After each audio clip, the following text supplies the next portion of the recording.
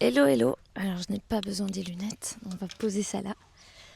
Alors, c'est la deuxième vidéo et j'ai envie de rentrer tout de suite dans le vif du sujet en vous présentant Vaïtou. Et vous avez rencontré déjà Liora et voici mon deuxième, petit Vaïtou.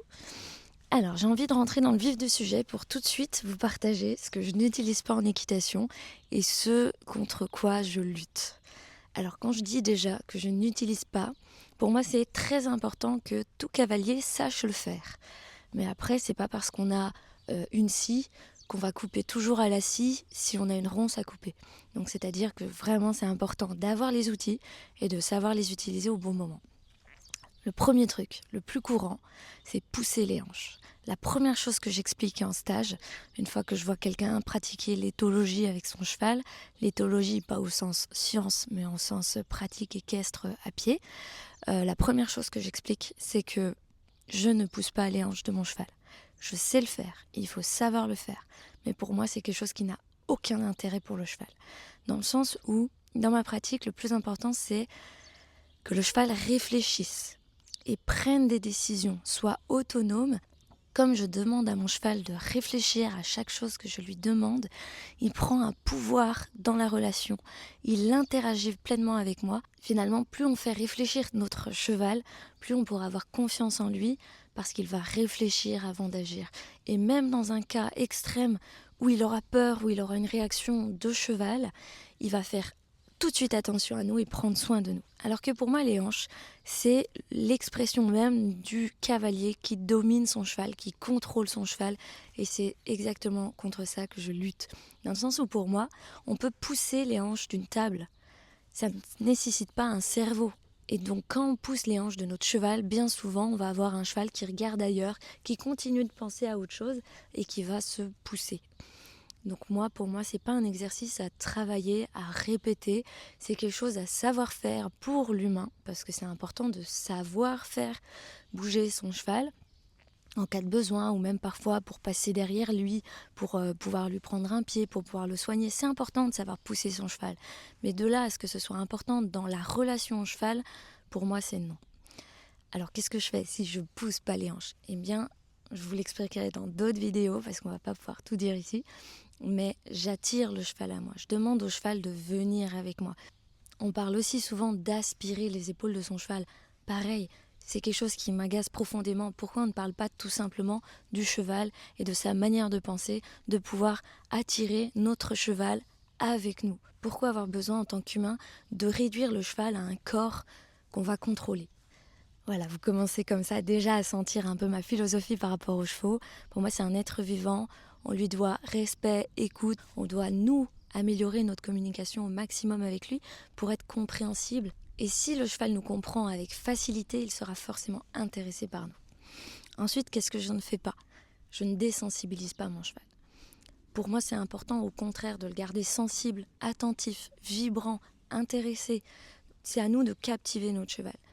Par contre, effectivement, il faut savoir faire que notre cheval n'ait pas peur du pchit, n'ait pas peur d'une bâche. Mais pour moi, je ne vais pas appeler ça désensibilisation. Parce que désensibilisation, je ne pense pas que nous, on soit désensibilisés. On a appris que le bruit du métro ne voulait pas dire que le métro allait nous écraser. En tant qu'humain, on donne du sens aux choses pour qu'elles ne nous fassent plus peur. Si on ne veut plus avoir peur d'un chien, il faut côtoyer un chien, pouvoir le caresser, pouvoir comprendre ses signes visuels qui pourraient nous dire s'il y a un danger ou pas.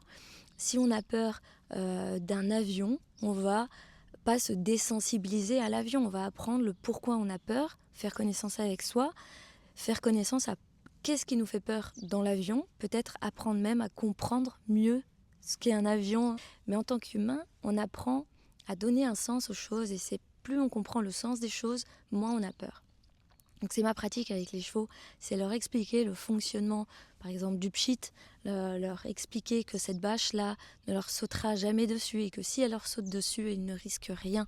Mais c'est pour moi, encore une fois, de la réflexion que je sollicite chez mon cheval et pas de la désensibilisation. Ensuite, le point qui va toujours animer beaucoup de rage en moi, c'est à chaque fois que j'entends quelqu'un prononcer le fait qu'il faut savoir contrôler son cheval. Pour moi, le cheval, c'est un ami, c'est un frère, c'est un compagnon, c'est un enseignant. Vraiment, c'est un alter ego. Et mon alter, si je veux pouvoir apprendre de lui et que lui apprenne de moi, j'ai en aucun cas envie de le contrôler. Si un professeur essaye de contrôler son élève, il y a fort à parier que l'élève n'arrive déjà pas à se passionner pour ce qu'enseigne le professeur et en plus que l'élève soit focus sur comment sortir de cette relation. Donc, bien sûr, il faut avoir des connaissances équestres pour le cavalier. Mais pour moi, le mot contrôle, il ne devrait pas être dans notre vocabulaire équestre.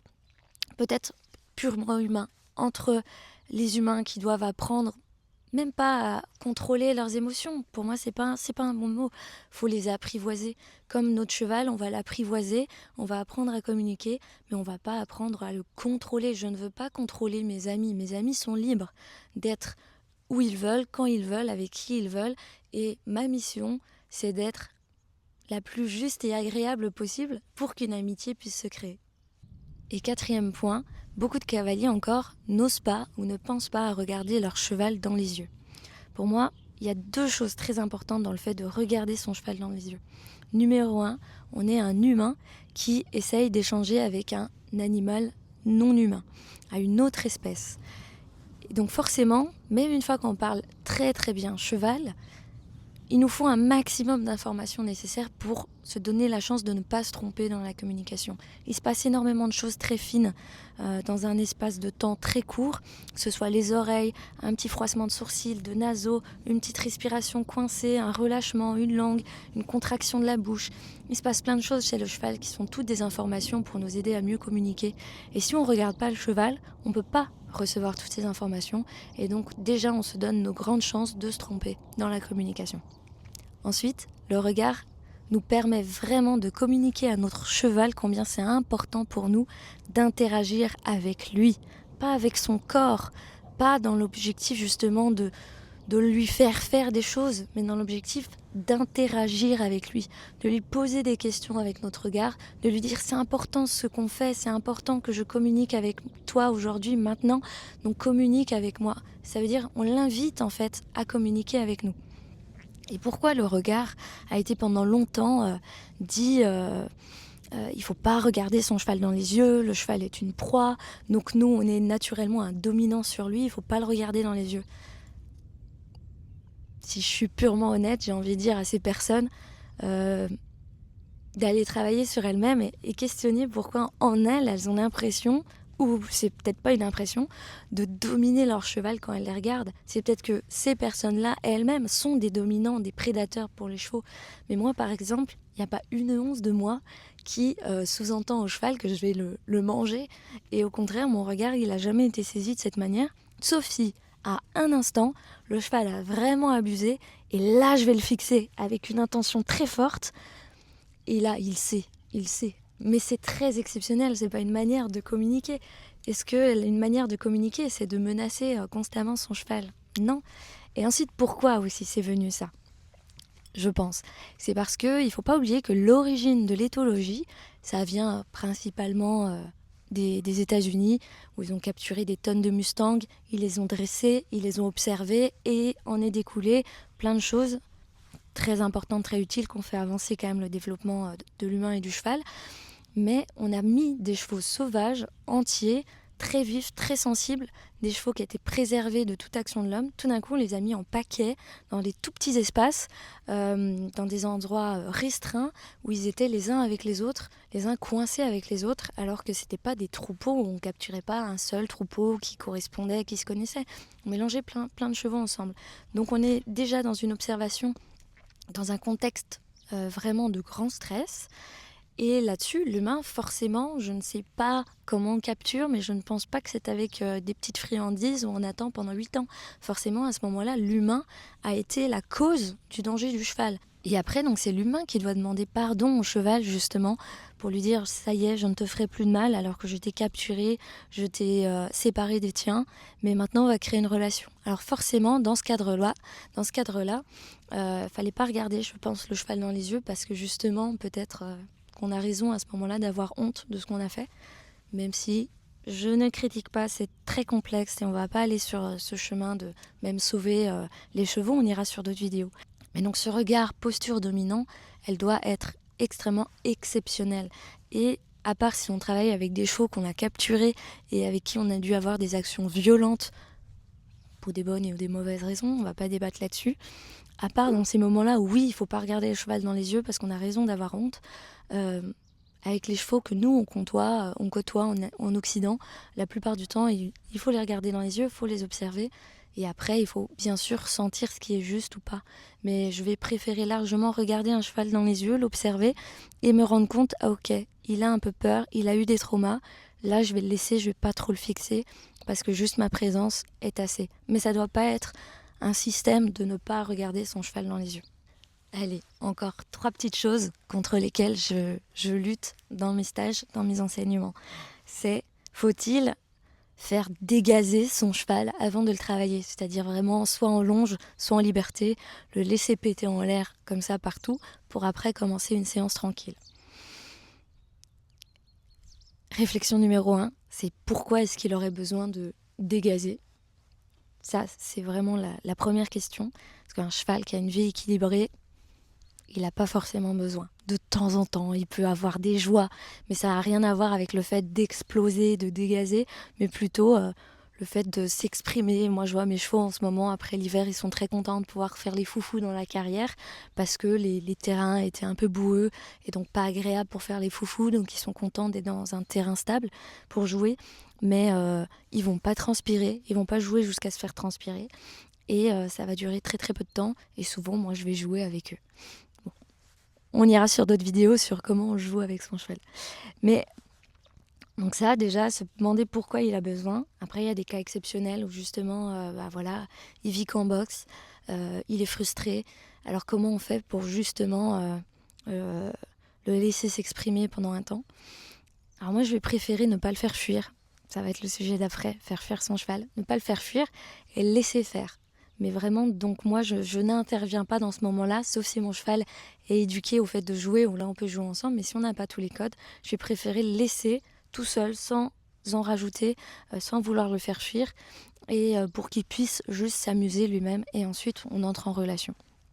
Après, sinon, en longe, je vais plutôt avoir tendance à, justement, une fois qu'on est en longe, on communique ensemble. Donc, je vais essayer de lui proposer de jouer, de s'arrêter, de changer de sens, mais ensemble.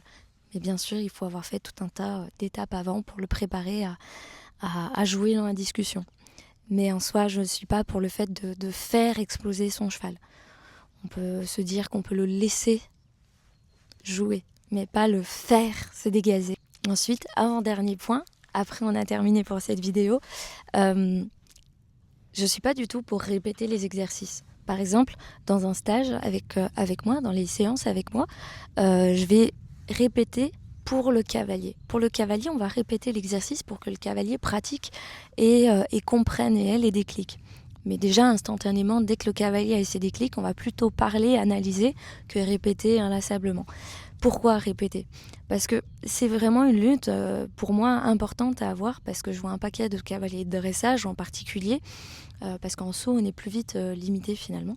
Mais cavaliers de dressage, soi-disant, dresser leurs chevaux en répétant tous les jours du piafé, du piafé, du piafé, du piafé, du piafé, du piafé, tous les jours, tous les jours, tous les jours. Et au bout de 9 mois, déjà ça a pris énormément de temps, au bout de 9 mois, ils sont contents d'avoir un cheval qui piaffe. Et ben, moi, ça me donne plutôt envie de vomir, si je parle sincèrement. Parce qu'à ce moment-là, c'est de la lobotomie, c'est du lavage de cerveau. C'est pas du tout des dressages ni de l'éducation. C'est de l'impuissance acquise au fur et à mesure de pas lâcher. Notre cheval finit, lui, par lâcher et par nous donner son corps complètement dissocié. Et voilà, et ça, c'est quelque chose que je cautionne pas du tout et qui, sincèrement, me dégoûte quand je le vois faire. Donc moi, je répète pas les exercices. Pareil, j'essaye d'être en interaction avec le cheval et qu'à chaque séance, il comprenne un peu mieux, un peu plus, toujours délié, pas forcément brillant. On ira sur des sujets, bien sûr, comme ça. Par exemple, un cavalier va paniquer quand on commence à travailler les appuyer et me dire « Oui, mais là, il est trop lent, il a plus d'impulsion. » Eh bien, on va faire un pas après l'autre. Parce que si on est obsédé de l'impulsion comme ça, finalement, le cheval... on le pousse et en même temps on le coince, on le pousse, on le tire, on le coince, on le projette et on n'est pas dans la discussion, on est dans du catch. Et pour moi, c'est important de rester dans une explication avec notre cheval parce que le cheval, il a une intelligence, je dirais presque sans limite. J'ai pas trouvé encore les limites de l'intelligence chez les chevaux parce qu'ils comprennent finement ce qu'on exprime parfois avec notre colonne vertébrale, ce qu'on exprime avec notre bassin, notre respiration. Et à partir du moment où on discute avec eux, ils comprennent et ils n'ont qu'une envie, en fait, c'est de nous comprendre. Mais c'est à nous d'arrêter de vouloir répéter, répéter, répéter.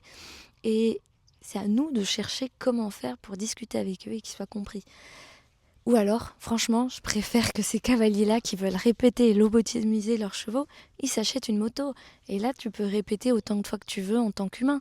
En tant que pianiste, violoniste ou quoi que ce soit, là, on est obligé de répéter, répéter, répéter.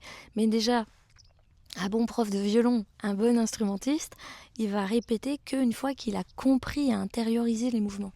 Le violon, c'est avec cette main. Et c'est qu'une fois qu'on a compris lentement les mouvements, qu'on va pouvoir répéter, répéter en tant qu'humain. Parce que déjà, en tant qu'humain, c'est notre choix, si on est musicien, de répéter pendant des heures jusqu'à avoir des tendinites. C'est nous qui faisons ce choix-là. Il ne faut jamais oublier que le cheval, il a pas vraiment choisi. Et il y a certains chevaux qui vont adorer être très dans une case. Et encore, j'en connais pas tant, parce que souvent, ceux qui aiment ça, une fois que je les ai en main, finalement, ils aiment ça parce qu'ils veulent à tout prix être en interaction, mais si on leur propose autre chose, ils vont être très contents aussi, ils vont comprendre encore plus vite. Et bref, mais c'est quelque chose qui me tient à cœur, que vous compreniez déjà dès maintenant ma philosophie et ma manière un peu de penser pour que vous sachiez si ça vous intéresse ou pas et si vous êtes partant pour vous abonner. Ensuite, dernier truc, il y a cette histoire de bulle, que le cheval doit respecter à tout prix, notre bulle, notre espace. Et je vois plein de cavaliers qui, dès que le cheval avance un peu près d'eux, ils le font reculer pour dire non, non, respecte ma bulle. Ouais, ça m'agace, vous devez le sentir. Parce qu'en fait, pour moi, la bulle, elle est différente dans chaque relation, dans chaque cheval. Selon chaque cavalier, la bulle doit être différente. On ne peut pas vous dire, la bulle, c'est 1 mètre, 1m20, 1m30. C'est selon votre caractère, vos connaissances aussi. Parce que plus le cavalier est fragile, plus le cavalier est débutant, plus on va demander effectivement au cheval de prendre de l'espace, d'être un peu plus loin pour que le cavalier ait le temps de réfléchir, de se sentir à l'aise, de ne pas se faire peur, de ne pas se faire marcher sur les pieds. Mais plus on avance finalement, plus la bulle, c'est celle qu'on a envie que ce soit en fait. Et vraiment, vous verrez dans les vidéos que je fais avec les chevaux, parfois la bulle, elle fait 1 millimètre. Hein. Mais ça n'a aucun rapport avec le respect du cheval pour nous finalement. Parce que plus on a de respect et d'amitié, plus parfois la bulle elle est proche selon les chevaux. Et après il y a des chevaux qui ont besoin de plus d'espace et là il faut respecter aussi qu'ils aient plus d'espace le temps qu'ils aient confiance, qu'ils aient envie, qu'ils s'ouvrent, qu'ils s'éveillent et qu'ils aiment aussi un peu plus les câlins et des choses comme ça.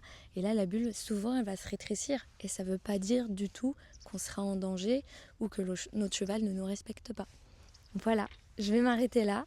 N'hésitez pas à mettre le petit pouce bleu, à partager et puis à vous abonner pour avoir la suite de mes réflexions. Et là, on réfléchit, je suis face cam. Il y aura bien sûr des vidéos en direct avec les chevaux où je vais commenter ce que je fais, pourquoi je le fais. Et il y aura régulièrement des vidéos aussi comme celle-ci pour vous partager mes réflexions parce que pour moi, c'est important de clarifier nos valeurs équestres pour avancer ensuite de la manière la plus juste avec nos chevaux. Allez, à très vite. Merci pour votre attention.